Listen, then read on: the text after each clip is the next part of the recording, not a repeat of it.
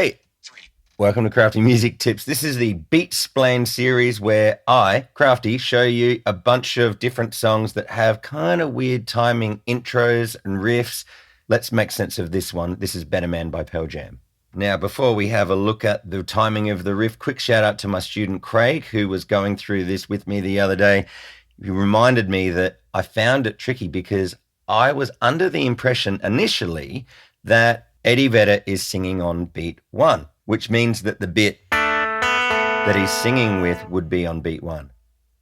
No, it took a drummer that I was in a band with to say, hey, there's something not quite right about the timing. And then when I listened to the song again closely, really closely, I could hear, Eddie Vedder, I'm assuming it's Eddie Vedder that plays it on the recording, hits a low F sharp of the chord D over F sharp, which is first inversion of just the normal stock standard D major chord, but this F sharp is now in the bass. And I say it's the bass or the foundation of the chord. It's the first note when you're stacking up all of the notes. And that one little minor detail that I was missing just fixed everything. Of course, I needed to re-listen and practice and really consciously think about it until I got the hang of it and got used to it and could do it without thinking. That was a little bit of a process, but you'll be fine if you're anything like what I was like, where you're not really sure where the beat is. If you listen really closely to the Pearl Jam recording, you can hear that every time at the start of every bar that he's playing any chord, he's hitting that bass note.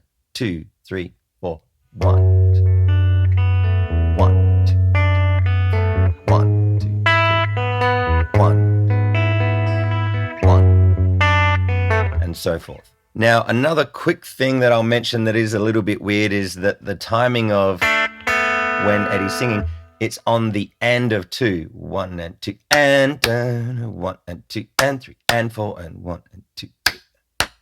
So yeah, being that the rhythm of that melody is actually on an and, that means it's syncopated. It's not on the one. It's not something that's simple. So if you're struggling with this, if you're finding that it's very weird and hard to grasp, well, then it's not you. This song actually is weird, and like, it's good weird. I really like it, but it presents itself potentially in a way that is a lot simpler than what it actually is. So if you're finding that it is a little bit difficult, don't worry. Just keep practicing. Just slow it down and make sure that you're consciously counting it out. Make sure that you're really aware of where the beats are with what you're playing.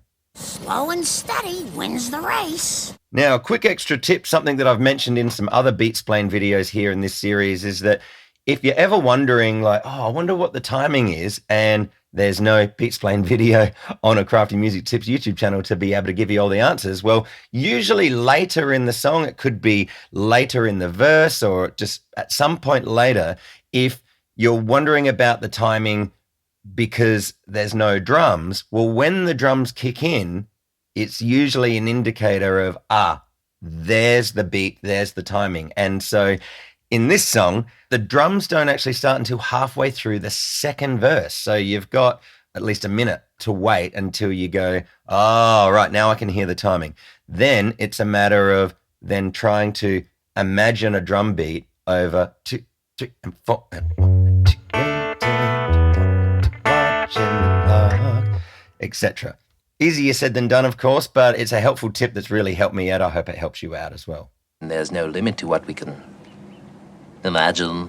All right, so there you go. I hope you found this helpful. There's a bunch of other BEAT-SPLAINED videos here on this Crafty Music Tips YouTube channel that can be of help for you as well as a bunch of other different related music tips videos here that can give you a hand with many different subjects. But hey, if that's still not enough, how salesy is that? I've got a parting gift to offer you. It's called 5 Steps to Fast Improvement. Basically, look, we've all been there where we're just not improving at the rate that we would like. We feel like we're going around in circles and you're just not getting where you want to with the improvements in your music that you want to be making. So I give you the 5 clear steps to be able to follow which makes it a lot more manageable and a lot more doable. So it's a really easy read. It's a free ebook download. I'll just leave the link below. Go check it out if you reckon that'll be of help to you. So this has been yet another Crafty Music Tips YouTube video here on the Crafty Music Tips YouTube channel.